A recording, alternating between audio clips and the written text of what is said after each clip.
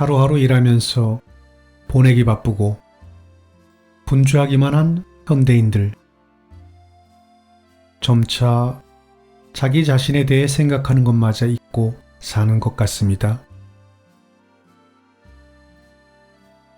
여기 엉뚱하지만 삶의 명제 앞에서 명쾌한 답을 주는 사람이 있습니다.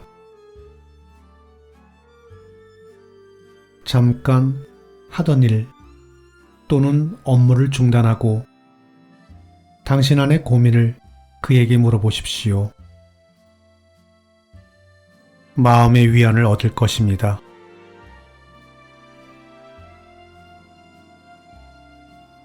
레몬 북스에서 김이율님이 지으신 이 책은 섬세한 감성과 깊이 있는 사고, 간결한 문장으로 이루어졌습니다. 그렇다고 신문 헤드라인처럼 흩어보는 성격의 책이 아닙니다. 조금은 느긋한 마음으로 한 문장 한 문장 음미하며 인생을 알아가기에 정말 좋은 책입니다.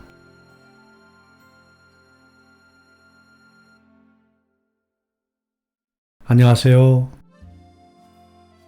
오늘도 여러분 곁으로 찾아온 책엔 깜시입니다.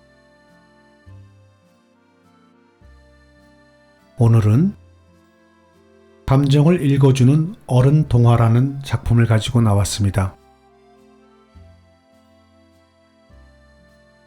피자 가게에서 배달부로 일하는 하루씨라는 아저씨가 있습니다.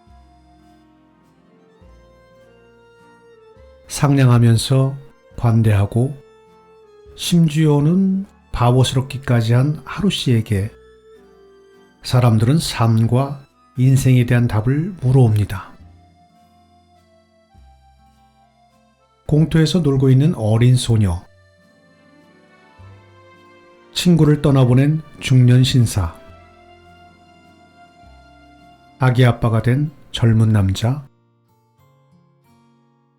창문 틈 사이로 비집고 들어온 바람과 열기에 데워진 공기마저도 물어옵니다. 그런 하루씨는 달빛처럼 아름다운 이야기로 답을 건네줍니다. 날카롭게 새겨져 있던 마음들이 하루씨 때문에 모두들 청포도 같은 미소를 가지고 떠나갔습니다. 사랑에 빠진 어떤 젊은이가 부러웁니다. 하루씨, 제 그리움의 양이 얼마나 되는지 말해주세요. 어제보다 오늘이, 오늘보다는 내일이 더 많을 겁니다. 그리움은 시작만 있을 뿐 끝이 없으니까요. 젊은이는 짧은 한숨을 내쉬더니 그녀의 얼굴을 마지막으로 본 지가 벌써 일주일이 지났어요. 전 두려워요. 그녀의 모습이 점점 희미해지는 것 같아요. 이러다가 그녀의 얼굴조차도 잊는 건 아닐까요?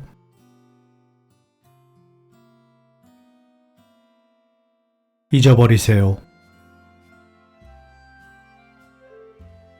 지금 그걸 말이라고 하세요? 저는 지금 보고 싶어 미칠 것 같다고요.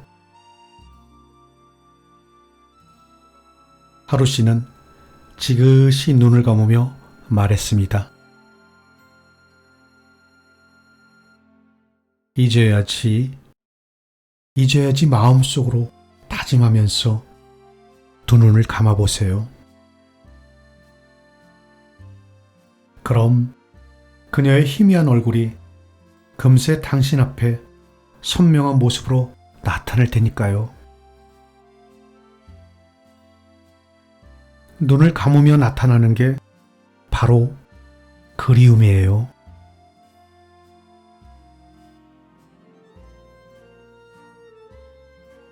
오늘 저는 여러분의 그리움이 되겠습니다.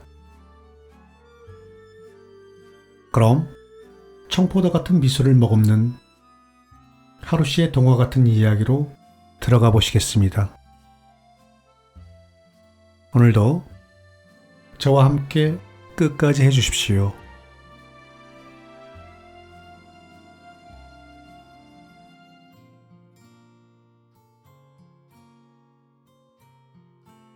누군가 가끔씩은 하느님이 될 필요가 있다.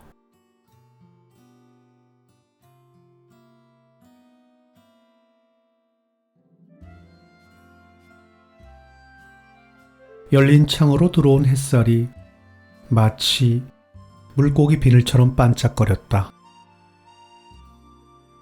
하루 씨는 마음의 빗장을 열고 햇살을 꼼꼼히 주워 마음에 담았다. 그는 햇살을 보내주신 것에 대한 감사 기도를 위해 눈꺼풀을 닫았다. 그 광경을 본 여학생 하나가 고양이처럼 살금살금 다가와 하루 씨가 앉은 맞은편 의자에 몰래 앉았다. 기도를 마치고 눈을 뜨는 순간 학생의 동그란 눈을 보고 하루 씨는 깜짝 놀랐다. 하루 씨의 놀란 모습을 보고 학생 역시 놀랬다. 학생은 미안한 표정을 지으며 말했다. 하루 아저씨, 미안해요. 놀라셨죠? 그런데 그렇게 진지한 표정으로 누구에게 기도를 하신 거예요? 학생은 답을 재촉이라도 하듯 하루 씨 옆으로 바싹 다가갔다. 하루 씨는 넝굴처럼 뒤엉켜 있던 두 손을 풀며 환한 미소와 함께 말을 넌지시 흘렸다. 난 기도하지 않았단다. 기도를 듣고 있는 중이었지. 학생은 의아한 표정을 지었다. 하루 아저씨는 하나님이 아니잖아요. 그런데 어떻게 기도를 들을 수가 있다고 하죠? 하루 씨는 보조개를 비우며 상냥하게 말했다. 사람들은 모두 다 하늘을 향해 바라기만 하지 그 누구도 하늘에 사는 사람들의 기도에 귀를 기울이지 않았단다. 너도 이쪽으로 오렴. 그리고 두 눈을 감고 그들의 기도를 들어보렴. 너도 가끔씩은 하나님이 될 필요가 있단다.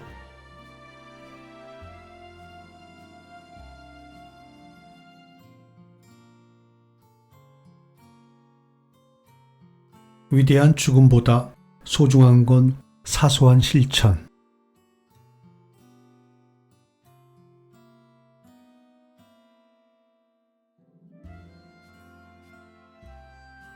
곰보투성이인 어느 허풍쟁이가 하루 씨에게 거만하게 말을 걸어왔다. 나는 훌륭한 일을 할 것이야.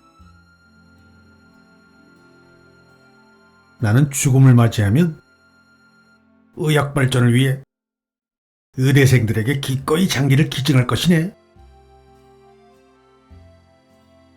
당신은 어쩐 셈인가, 하루 씨?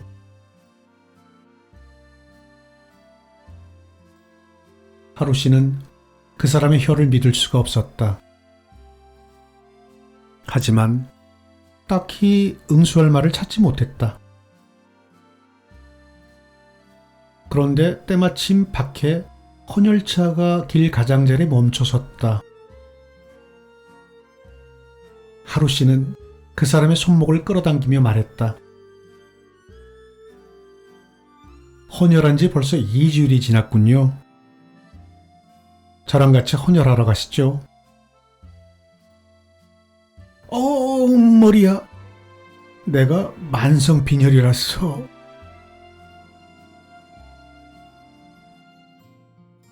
허풍쟁이는 잽싸게 엉덩이를 의자에 꽂았다.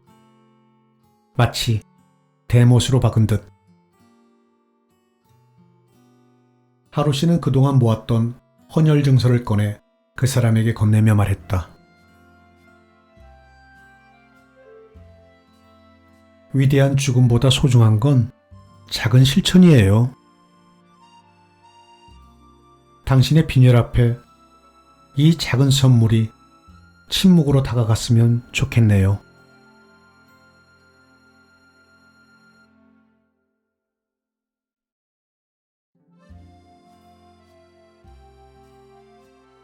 베개를 함께 베는 게 아니라 각자의 베개를 바꿔 베는 것.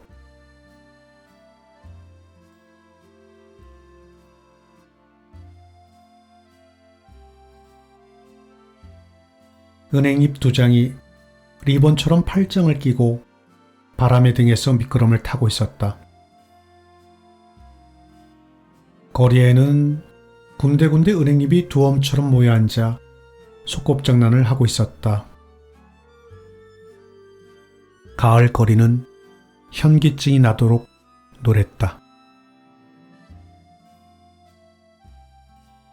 꽈배기처럼 팔짱을 낀 연인 한 쌍이 하루 씨에게 다가와 청첩장을 내밀며 수줍은 듯 아가씨가 입을 열었다. 하루 아저씨, 저희 이번 주말에 결혼해요. 오셔서 축하해 주실 거죠? 그야 물론이지. 하루 씨는 미소 지으며 말했다. 아가씨는 손으로 앞니를 가린 채 약간 짓궂은 질문을 던졌다.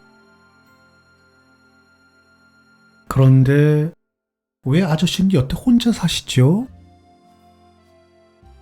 좀채 이해가 가지 않아요. 아저씨는 참으로 인기가 많잖아요.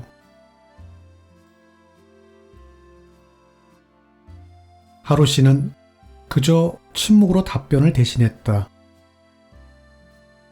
하루 씨가 아무 말이 없자 괜히 연인은 얼굴이 붉어졌다. 괜한 질문을 한 것 같아 미안했다. 하루 씨는 빙그레 웃으며 연인들에게 말했다. 내가 결혼 선물을 하나 해주고 싶은데. 선물이요?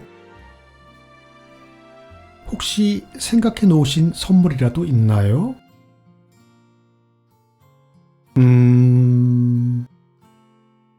하루 씨는 잠시 생각에 잠겼다. 그리고 입을 열었다.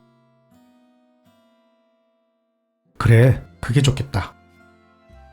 베개가 좋겠네. 남자는 피식 웃으며 말했다. 그럼 아저씨, 베개는 긴 걸로 하나만 해주세요. 함께 베면 되니까요. 하루 씨는 고개를 저으며 말했다. 아닐세. 하나가 아니라 난 2개의 베개를 선물하고 싶네. 그 이유도 물론 내가 말해줘야겠지.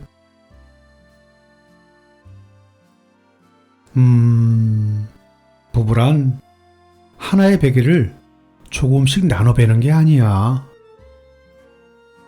각자의 베개를 서로 바꿔 베는 거지. 살다 보면 서로 다른 점이 많을 거야. 그때 내 것을 상대방에게 강요하지 말고 서로의 베개를 바꿔보는 거야. 그럼 그 모습 그대로를 받아들이는데 도움이 될 거야. 참, 그리고 내가 아직까지 결혼을 하지 않은 이유도 말해줄게. 난 아직 내 그림자와 맞바꿀 만한 태양을 만나지 못했을 뿐이지.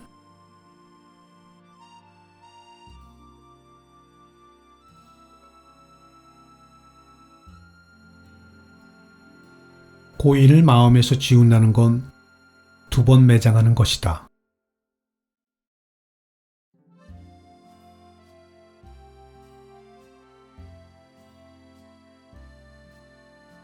이제 박 친구의 장례식에 다녀온 중년 신사가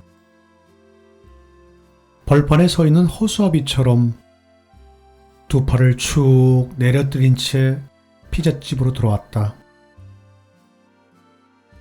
그리고는 힘없는 목소리로 하루 씨에게 말했다. 하루,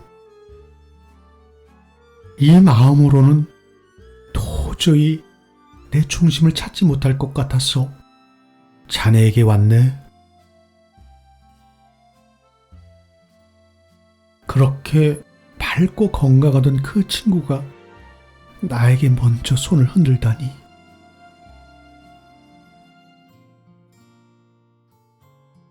하루 씨는 그저 따뜻한 물 한 잔을 내어줄 뿐 아무 말도 하지 않았다. 슬픔이 사라지기 위해서는 시간이 필요하다는 걸 잘 알기 때문이다. 그 친구 좋은 곳으로 갔을까? 중년 신사는 컵을 바라보며 혼잣말로 중얼거렸다. 하루 씨도 혼잣말처럼 조심스럽게 중얼거렸다. 아마도 지금 그 친구는 흙을 털어내고 있을 거예요. 흙 묻은 채로 천국엔 갈 수 없을 테니까요. 중년 신사는 또 혼잣말로 중얼거렸다. 그 친구 정말 죽은 걸까? 믿어지지가 않아. 하루 씨도 역시 혼잣말로 중얼거렸다. 죽지 않았어요. 생명이 다해 죽은 것은 죽은 게 아니에요. 그건 피곤해서 잠시 깊은 잠을 자는 거예요. 그 친구분에겐 이렇게 좋은 친구가 있으니 영원히 깨어 있을 거예요.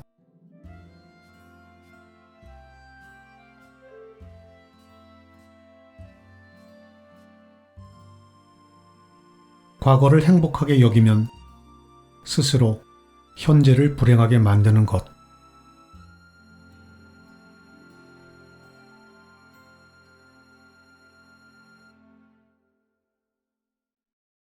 대낮부터 전봇대와 씨름을 하는 술 취한 사내가 하루 씨에게 시비를 걸듯 말했다.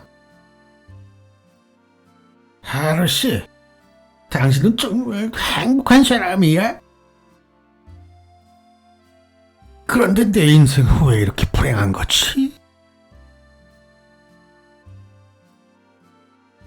하루 씨는 다가가 우선 그 사내를 전봇대에서 떼어놓았다. 그리고 얼른 피자 가게로 들어가 물 한 잔을 가져왔다. 전 행복한 사람입니다. 줄 것도 없는 하찮은 저에게 이렇게 도움을 청하니 말입니다. 자, 물 한 잔 드세요. 난 도움 청한 적 없어. 이 세상은 날 한 번도 도운 적 없다고. 그래도 예전에는 행복했는데. 술 취한 사내는 흔들거리는 바람처럼 희미하게 말했다. 하루 씨는 다시 물을 건네며 말했다. 과거를 행복하게 여긴다면 스스로 현재를 불행하게 만드는 거예요. 현재를 행복하게 받아들이세요. 그럼 과거도 미래도 행복할 테니까요.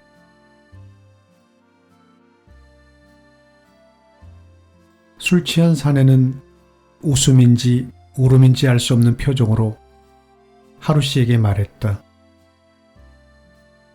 이 물맛 참 좋군.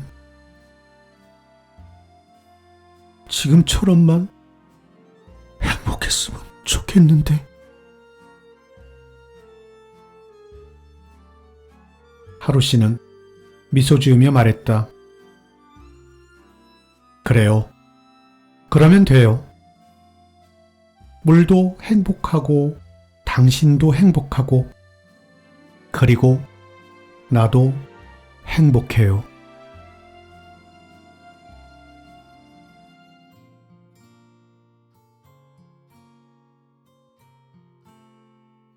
세상이 뿌옇게 보이는 이유는 유리창에 낀 먼지 때문이다.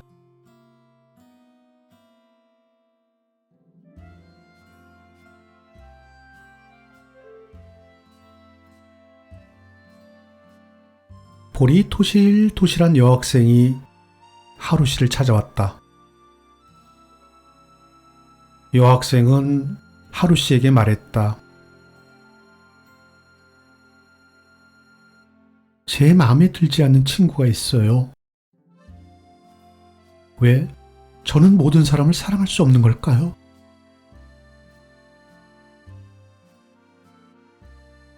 사람이기 때문이지. 하루 씨가 짧게 대답했다.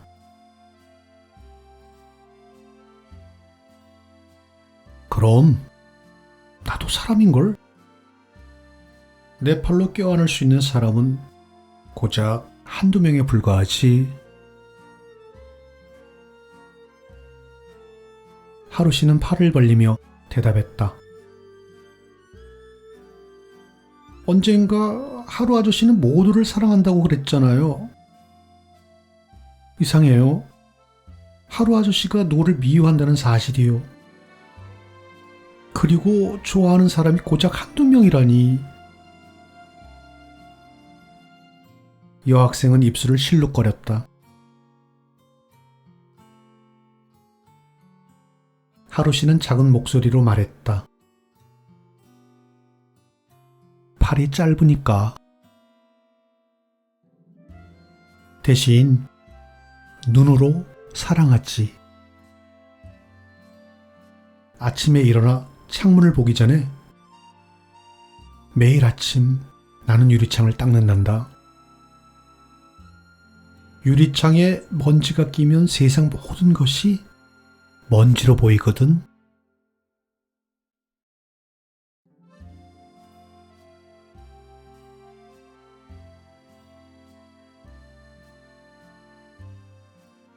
오늘 낭독은 여기까지 하겠습니다.